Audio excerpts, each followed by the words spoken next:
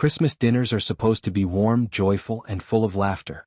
But that year, the air in our living room felt heavy, like unseen tension sat at the table with us. The kind of tension that grows quietly over years, little comments, silent comparisons, and things nobody ever says out loud. The tree behind us glowed with soft lights, the scent of roasted chicken and cinnamon filled the house, and holiday music played low in the background. It should have been a perfect moment. But instead, it was the night everything between me and my brother changed. My older brother, Daniel, had always been the golden child. He was the one who made our parents proud without even trying. Growing up, he got the best grades, the newest phone, the newest shoes, all the attention. I learned early on how to stay out of the way, how to let him shine, how to smile through the comparisons. And even when I was old enough to tell myself it didn't matter, a small part of me always wished, just once, my parents would look at me the way they looked at him. But I wasn't jealous. At least I tried not to be. I just wanted respect. Especially from Daniel. By the time we were adults, we were living completely different lives. Daniel was working at a successful firm, earning well, posting pictures of his vacations, celebrating every little achievement online. Yes, he worked hard, and yes, he deserved good things, but sometimes he didn't know where the line between pride and arrogance should be drawn. And I took a slower path. I was still figuring things out. I worked at a small workshop, fixing machines, helping people with engine repairs, and building things with my hands. I didn't live a glamorous life, but it was steady, real, and honest. But in my family, the only success that mattered was the one you could show off.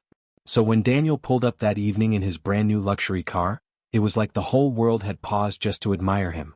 The headlights were still shining when he stepped out, jacket perfectly neat, hair styled like he'd just walked out of a commercial. My dad clapped him on the back. My mom smiled like she was looking at a movie star. And I just stood by the window watching. He tossed his keys on the table when he came inside, and even the way the keys sounded on the wood seemed loud, confident, deliberate. "Got it last week," he said with a grin. "Custom interior. One of only 10 in the region." Mom gasped and asked 1,000 questions. Dad called it a man's car. And Daniel's eyes? They flicked to me. Just for a second. That second was enough. Dinner went on with the usual holiday chatter. Who got what gifts, who was doing what next year, relatives we hadn't seen in months.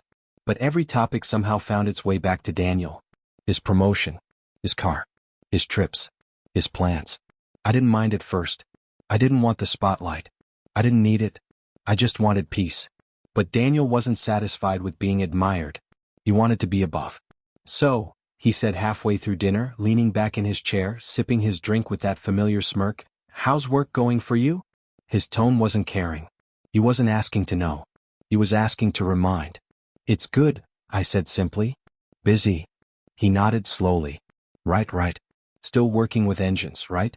You've always been good with your hands." It sounded like a compliment, but it wasn't. Not from him. The table grew a little quieter. Mom tried to steer the conversation somewhere else, but Daniel wasn't finished. "I mean, it's honest work. Nothing to be ashamed of," he said. "It's just, different levels in life. Like some people build things, and some people just drive them."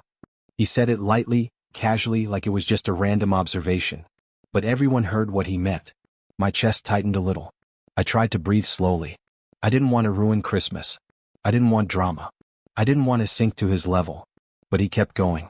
"You'll get there eventually. Maybe not a car like mine, though. No offense, it's just these things require a certain status. A certain lifestyle. It's not for everyone." He laughed softly. My father chuckled with him. Even Mom smiled awkwardly. And every word landed exactly where he wanted it to. My hands stayed under the table. My fingers curled quietly. I could have said something sharp. I could have thrown back every insecurity he had. I could have reminded him of all the times I helped him, things no one saw, things I never took credit for. But I said nothing. Not because I was weak, but because I knew I didn't need to defend my life to anyone, not even family. But then he leaned forward, eyes on me, voice just loud enough to make sure everyone heard it clearly. "Hey, don't worry. One day you'll get to sit in a car like mine. Maybe you can work your way up to a second-hand version. I'll let you take a picture with mine if you want. Something to motivate you." The words were clean. The meaning was not. Silence sat in the room heavier than before. Even the music seemed to stop. I looked at him slowly. Not angry. Not embarrassed. Just done. And in that moment, something in me shifted. All the years of being compared, talked over, underestimated, they gathered themselves like a storm ready to break. I stood up calmly. Everyone watched. I walked over to the counter, reached into my coat pocket and pulled out a set of keys, sleek, metallic, heavier than his. Keys most people didn't recognize at first glance. Daniel frowned, confused. I turned to him and without raising my voice, I said one sentence. Catch. I tossed the keys to him. He grabbed them, looked down and froze. His eyes widened slowly as the realization hit him. My mother gasped softly. My father's fork paused midair. Daniel looked back at me, shock breaking through his confidence for the first time all evening. And I just smiled. Because the car parked quietly outside, away from the spotlight, away from attention, was nothing like his. It was something he never expected. The room waited. And that's where everything began to change. Daniel held the keys like they were something fragile, something unreal. His fingers closed around them slowly, his expression shifting from confusion to curiosity to something much quieter, uncertainty. It was maybe the first time in our entire lives that he didn't know what to say, and that silence alone felt louder than every brag he'd made all evening. My mom looked between us, unsure whether to smile or worry. My dad had leaned back in his chair, arms folded, studying me like I had just said something in a language he didn't understand. The Christmas lights flickered softly across the table, but the warmth they usually brought didn't land the same way. Daniel finally spoke, our father and mother waiting on his reaction like it would determine the mood of the rest of the night. What is this? He asked. His voice wasn't confident now. It wasn't mocking. It was careful. I shrugged lightly. Keys, I said. Go see for yourself. He blinked once, twice, trying to read my tone. I didn't look away. I wasn't angry, I wasn't trying to win anything. The moment just felt overdue, like I had finally said something I should have said years earlier, but without needing to raise my voice or prove anything. Daniel stood up slowly, pushing his chair back. He walked toward the front door, his steps slower than before. My dad followed him, curiosity getting the better of him. Mom sat at the table for a few seconds longer, then she placed her napkin down gently and stood as well. I stayed where I was, my breathing steady, my hands relaxed. Outside, the cold air wrapped around all of us. Daniel stopped halfway down the driveway, staring at the car parked in the dim light. It wasn't loud. It didn't scream for attention. The paint was dark, smooth, nearly absorbing the shadows around it. The shape was sleek but subtle, elegant in a quiet way, not flashy. It didn't announce itself. It didn't have to. Daniel's mouth parted slightly as he stepped closer. He recognized the model now. His expression went blank. My father's eyebrows rose in disbelief. He stepped forward slowly, inspecting the details, almost as though he didn't trust his own vision. My mother just looked at me and I could see a flicker in her eyes, something close to realization, maybe even guilt.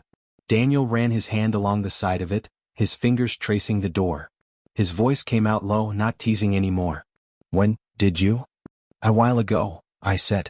I just didn't talk about it. He stared at me, eyes searching for something familiar, something he could recognize in the version of me standing there. But he didn't find it. Because for the first time, I wasn't the version of me he had always known. But that moment didn't erase anything. It didn't fix the years of being dismissed. It didn't change how our parents looked at us. It didn't heal anything. It just shifted the floor slightly under everyone's feet, like the house had tilted and we all had to find our balance again. We went back inside, but the energy had changed. The dinner didn't continue the same way. Everyone spoke carefully, measuring their words. Daniel didn't brag anymore, but he didn't apologize either. He was quiet, not in the defeated way but in a thinking way. My father kept glancing at me, like he was trying to remember who I was outside of the role I had been playing for so long. My mother moved slower, her thoughts clearly somewhere else. But the tension wasn't gone. If anything, it had deepened. Because now there were questions. How did I afford the car? Why didn't I tell them? Why didn't I ever talk about what I was doing? And those answers didn't fit into a simple conversation over Christmas dinner. Goes back years. Back to the time when I stopped trying to prove anything to my family and quietly decided to prove something to myself instead. I had always loved building things. Engines, machines, anything with moving parts. I could read them like a language. But no one in my family ever saw the value in that. To them, success had one path: degrees, office, titles, salary. My hands were always covered in grease while Daniel's were clean. That alone was enough for everyone to decide who was ahead. But I was never angry about that. Not really. I just knew I had to walk a different road. After high school, instead of trying to keep up with Daniel's achievements, I took a job in a small mechanical workshop. It wasn't glamorous, but it was honest. People came in frustrated and left relieved. Sometimes that mattered more than applause. Over time I gained trust, first just from walk-in customers, then from local business owners, and eventually from someone who would change everything. He was an older man, kind but sharp. He owned a small fleet of commercial vehicles and came to my shop because his engines kept failing. I fixed one. Then another. Then I redesigned one of his engine systems to run smoother. He watched me work the whole time, asking questions, not the kind to test me but the kind to understand me. One day he pulled me aside and said, "You don't just repair. You read machines. You see how they breathe. That's rare." He became a mentor. Not the kind who makes speeches. The kind who shows you where the doors are and lets you decide if you'll walk through them. Through him I learned more than mechanics. I learned business, quiet, patient business. The kind that grows in the background, away from noise. And little by little I started working on specialized engines, the kind used in performance builds, the kind most mechanics never get near. Money started coming, not fast, not flashy, but steady. Respect started coming too, but from people who understood real skill. And eventually things grew. Investments were made. Opportunities opened. Work turned into partnerships. But I never posted it online. I never brought it up at the dinner table. I didn't need applause. I just wanted to live a life that felt right to me. So when I bought that car, I didn't buy it to show anyone anything. I bought it because I loved it. Because I helped build parts of what made it run. Because it was mine in a way that had nothing to do with status. But now, the fact that no one knew made the silence heavier than if I had walked in bragging. Daniel didn't look at me the same for the rest of the night.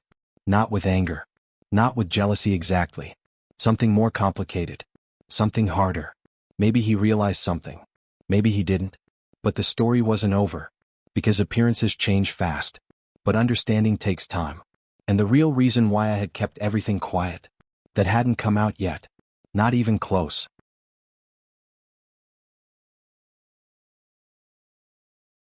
After they left my office, I tried to return to work, but my thoughts kept circling everything they said. I couldn't focus. The documents on my desk blurred into one long line of shapes.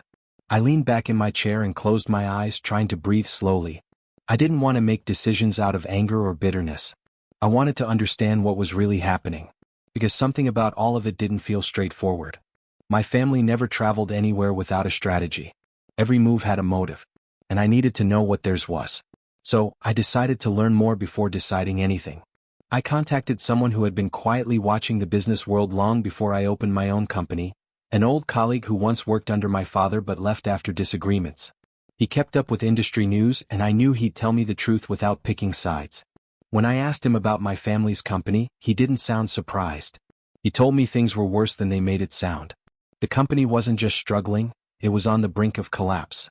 Years of mismanagement, poor leadership, unwise partnerships, and overspending on projects that never returned profit. The market changed, but my father refused to adapt. He ran the business like the world would always stay the same, like everything would always go his way. And now the consequences had caught up. But there was something else. There was someone new involved in their business, someone I didn't know about. A business associate who had invested heavily in the company a year earlier. According to my colleague, this investor was now demanding returns that the company couldn't produce. My family wasn't just struggling. They were under pressure. Serious pressure. That explained the tension I saw in their faces. That explained why they came all together, even though they barely agreed on anything before. It also explained why they were suddenly interested in me, not in reconnecting with me, not in apologizing, but in using what I had built to solve their problem. I thanked my colleague and hung up, sitting in silence for a while. I tried to imagine what they expected. Did they think I would smile and willingly hand over my company? Did they really believe I would step back into that life where I was always quiet, always smaller, always beneath them? I wasn't the same anymore. I had changed. But they hadn't. Later that night I got a message from my sister. She asked if we could meet. Just the two of us. I hesitated. Part of me didn't trust any of them. But another part of me remembered who we were before everything became complicated. We were close once. Or at least I thought we were. Maybe there was something she wanted to say that she couldn't say in front of our parents and my ex-husband. I agreed to meet her at a small cafe near the old neighborhood where we grew up. When I arrived, she was already there, holding a cup of tea in her hands like she was trying to warm herself. Her face looked tired. Not physically tired. Emotionally tired. She didn't waste time. She told me the truth, or at least the part she knew. She said that after I left, things in the house changed. My parents argued more. My father grew quieter. My mother grew harsher. The house, which used to be full of noise and control and order, had become tense and unstable. My sister said she tried to stay strong, but she felt trapped too, expected to follow every rule just like I was expected to before. She said that watching me leave made her realize something, that she had never made a single decision for her own life. Not once. I felt something shift inside me. A small part of me softened. Not completely. Just enough to listen. Then she told me something else. She said my ex-husband didn't come back for partnership or reconciliation. He came back because if the company failed, he had something to lose too. Something personal. Something tied to his own career and reputation. Helping my family wasn't his main priority. Helping himself was. I should have expected that. It was exactly the kind of man he was. But what she said next is what changed everything. She told me that the investor my parents partnered with was someone powerful. Someone who didn't like losing. Someone who didn't accept failure. And this person wasn't just threatening the business. They were threatening something much larger. Our family's reputation, property, and future security. My parents were scared. Really scared. But they were too proud to admit it. When she finished talking, she looked at me with eyes that didn't match the face I remembered from years ago. Eyes that were not confident or judgmental. Eyes that were simply asking for help. Not demanding. Not manipulating. Just asking. I didn't know how to respond. I didn't have answers yet. We sat quietly for a while. The sound of cups and quiet conversations filled the space between us. It was strange sitting across from someone who once stood beside the people who hurt me. Someone who repeated words that cut deep. Someone who only now realized what those words had done. Before we left, my sister reached across the table and took my hand gently. It was such a small gesture. But it was the first time in years that any member of my family touched me without control in their intent. She said, "I know you don't owe us anything. I just needed you to know the truth. Whatever you choose, I'll understand." And then she walked away. I drove home, but I didn't go inside immediately. I sat in the car, staring at nothing, thinking about everything. The pain. The growth. The loneliness. The strength. The part of me that once believed no family meant no belonging. The part of me that learned belonging can be rebuilt from the ground up, even inside yourself. I had worked hard for my independence. I had suffered to earn my peace. And now, I faced a choice that could drag me back into the storm I escaped. But the situation was no longer simple. It was layered with truths I hadn't known before. It wasn't just my parents' pride. It wasn't just my ex-husband's selfishness. It was also my sister's quiet suffering. The collapse of something that once shaped us all. And the weight of a threat none of them could handle alone. The question had changed. It wasn't just should I help. It was what will happen if I don't? And the truth was, I didn't yet know the answer. What I did know was this: the next step would reveal more than the past ever did. And what I was about to uncover next would change how I saw everything. The days that followed were heavy. I tried to go about my routines, tried to focus on meetings, projects, clients, numbers, but everywhere I turned, my mind kept drifting. I felt like I was living in two worlds again. One world was the life I had built for myself, quiet, steady, controlled. The other was the past I thought I had escaped, the expectations, the pressure, the emotional weight that never fully disappeared. I knew I needed to see everything for myself before deciding anything. So I went to visit the building that once felt like the center of our lives, my family's company headquarters. I hadn't set foot in that place since the day everything fell apart. Just walking through the glass doors made my chest tighten. The reception area looked almost the same, but the atmosphere was different. It felt darker somehow, quieter, like something heavy hung in the air. Some of the employees looked surprised to see me. Some avoided eye contact. Others gave small, hesitant smiles.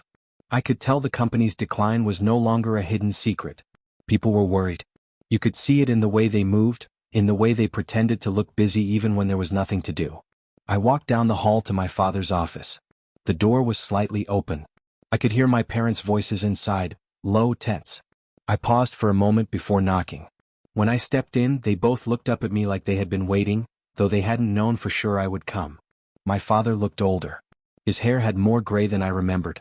His shoulders weren't as straight. He didn't speak right away. My mother, on the other hand, tried to greet me with a softened voice, but it was clear her calm was strained. I could see the stress in her eyes, in the way her hands trembled slightly even though she tried to hide it. I didn't sit. I asked them to explain everything honestly without leaving anything out. They told me about the investor, the one my sister had mentioned. His name was Mr. Hale. A businessman with a reputation for turning companies around, but also a reputation for taking control. Someone who treated business deals like battles he needed to win. Someone who didn't care who got hurt in the process. My father admitted that he had agreed to terms he shouldn't have. He had been desperate to keep the company alive. The company was more than a business to him, it was his identity. His proof to the world that he had achieved something. The idea of losing it terrified him more than anything. So he partnered with someone powerful, someone strategic, someone who saw vulnerability and stepped in with a smile. Now that investor wanted majority control. And if my family refused, he would demand the repayment of funds they didn't have. Which meant everything would be lost. The business, the property attached to it, the house, the stability they once controlled so easily.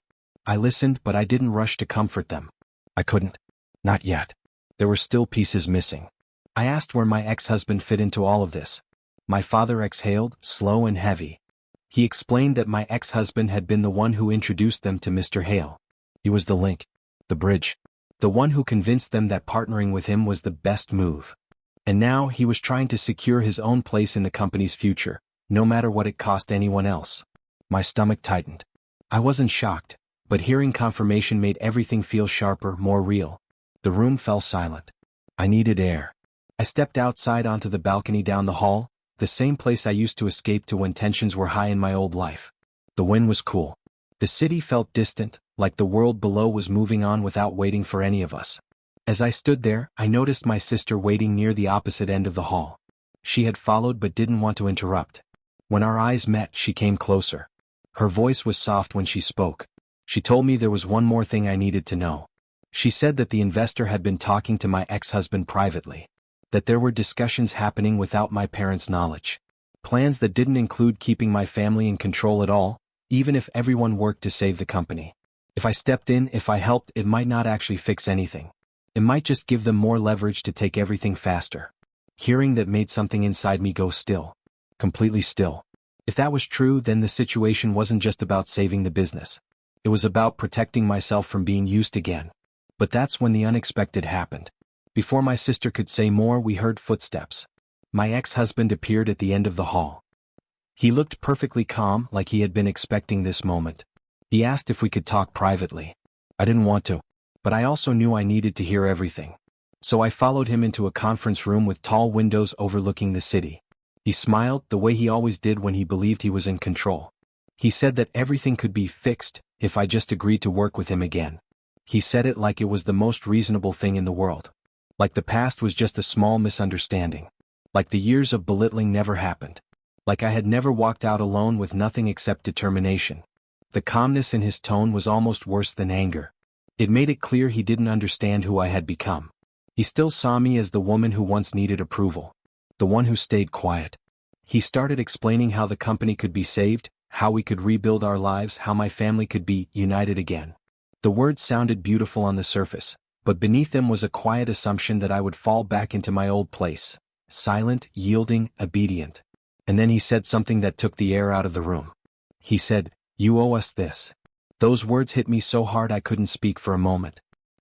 As if my independence was a debt. As if rebuilding my life was something I had taken from them. My heart was beating so loud I could hear it.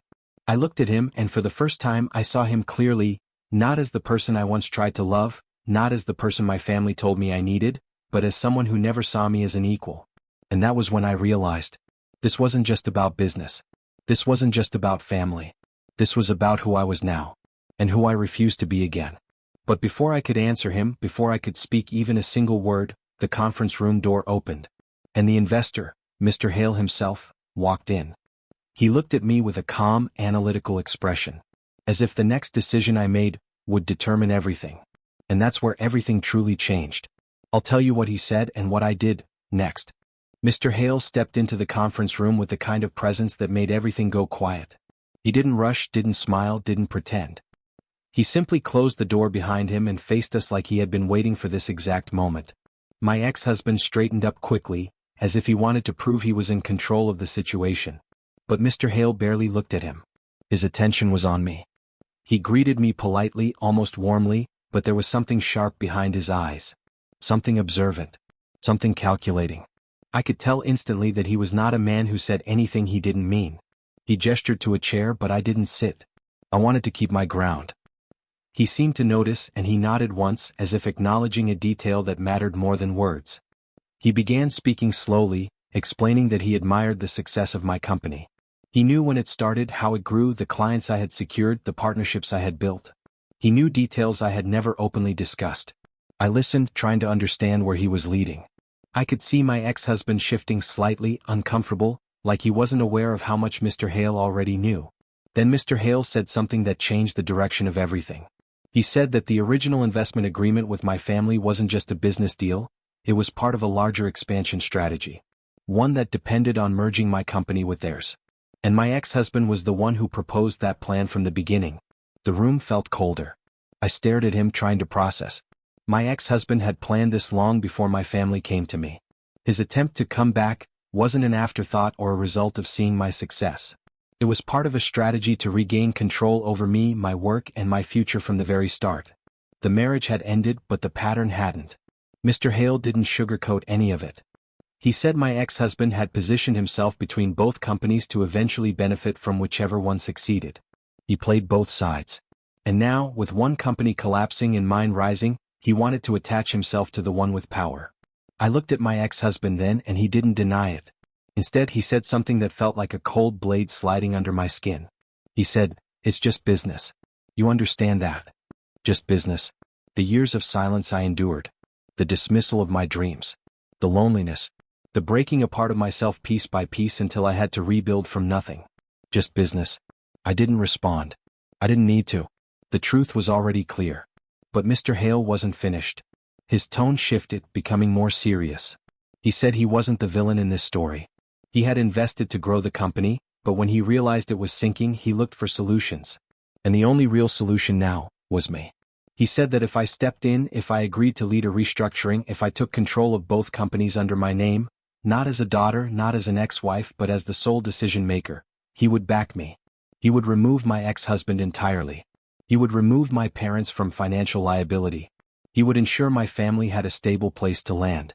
But in exchange, I would own everything. The company. The responsibility.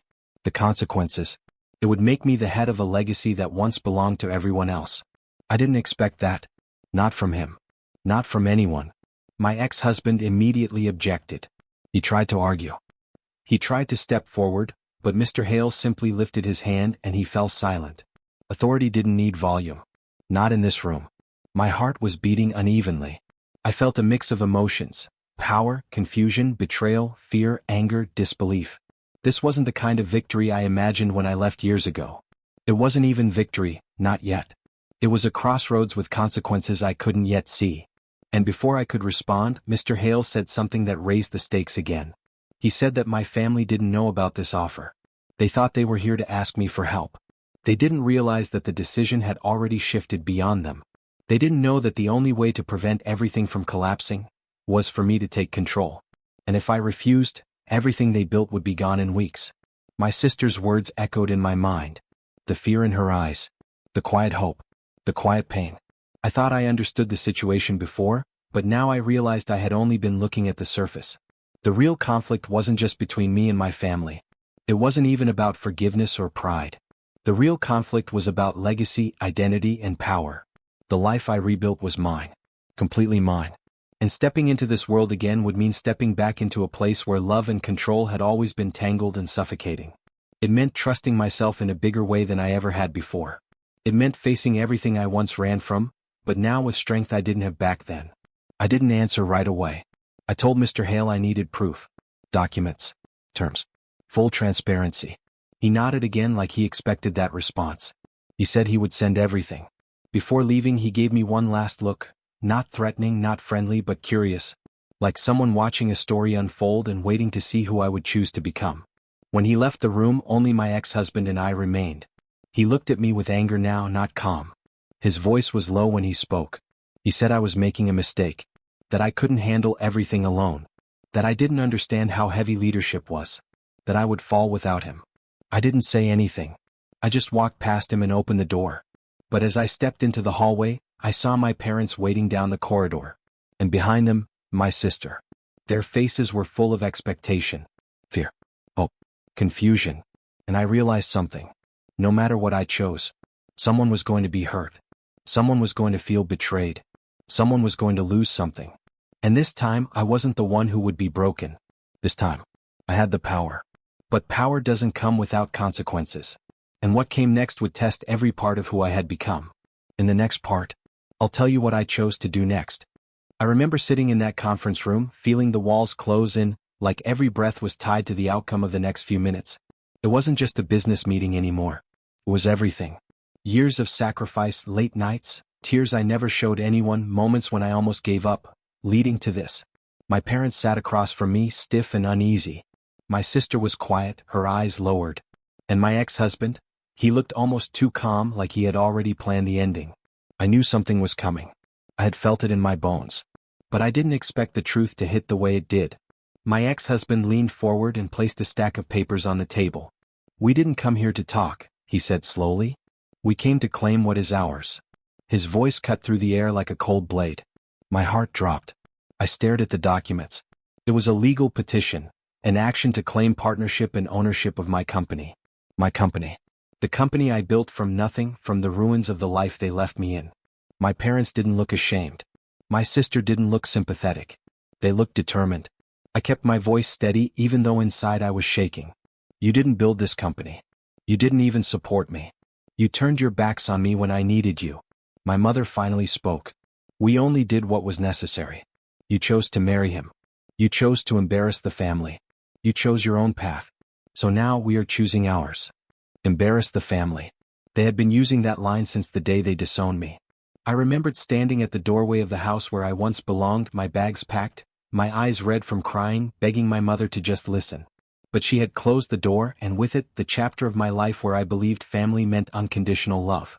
My ex-husband slowly smiled, the kind of smile I used to think was charming. Now it was just cruel. "You think you succeeded alone? You think you built all this without what we taught you? You owe us." There it was. The story they had created in their minds. The narrative they told themselves so they could sleep peacefully at night. So they could believe I didn't survive without them. So they could believe I never grew, never healed, never became more. I remembered every moment he had tried to dim me. Every time he told me my dreams were too big. Every time my family agreed with him. Every time I felt small. Unseen. Unwanted. But I wasn't that woman anymore. Still, this wasn't just a personal attack. It was strategic. Calculated. If their claims succeeded, I could lose everything. My clients, my brand, the community I built, my independence. The room felt heavier now. Their silence wasn't guilt. It was expectation. They believed they would win. I opened the folder I had brought. Across from me, my attorney sat quietly watching. I placed my own documents on the table. Proof. Receipts. Years of hard work. Financial records with every investment I made, every contract signed, every late-night email, every design draft, every step taken alone. These show that I funded the company from my own earnings from the job I had before I left. Every expense came from my account. Every client relationship was built by me. None of you contributed anything. Not time. Not effort. Not money. Not support. My sister finally looked up, her eyes wide, almost pleading. But I couldn't tell if she was pleading for the truth or for the lie to win. My ex-husband narrowed his eyes. Documents can be forged. My attorney spoke for the first time. Which is why we also brought third-party financial statements, timestamps, transaction histories, and witness testimony. All of which prove she acted independently. And that all of you had no involvement beyond personal relationships. The room went still. My father stood up abruptly, anger rising in his voice. "You think you're better than us now? You think success gives you the right to disrespect your family?" I didn't stand. I didn't need to. I think respect should be mutual. I begged for your support. I begged to be heard. I begged not to be alone. You left me alone. Now that I survived, you want to return to take what I bled for? My father's face froze, and for the first time, I saw something in him I had never seen before: uncertainty. But before I could breathe relief, my ex-husband spoke again, softer this time, but sharper. "This isn't just about money or ownership," he said. "It's about control. You were never supposed to do this without us. You were never supposed to grow past what we allowed." The truth in his words shook me. That's what this had always been. Control. Power. The ability to say they made me. The belief that I needed them to exist. My sister finally spoke, her voice trembling. "I never wanted this. I just didn't want to lose the family. I didn't want to lose you either. I looked at her, and for a moment, the years of childhood memories, secrets, laughter hugged my heart gently. But pain had built a wall between us, and neither of us knew how to climb it. There was silence. And in that silence, something shifted. This was my life, my journey, my story. And I chose me. I stood up. If you want to take this to court, we will. But I won't let any of you break what I built. Not again. My ex-husband stared at me, and for the first time, I saw fear flicker in his eyes. My parents looked at each other, realizing maybe, just maybe, this time they had miscalculated. But the story didn't end there. Because just when I thought the fight was finally turning in my favor, my attorney slipped me a note under the table. Quietly, carefully. I read it, and everything inside me changed in one heartbeat. The final twist. One I never saw coming. One that could destroy everything, again. But this time, I wasn't going down without a fight. To be continued.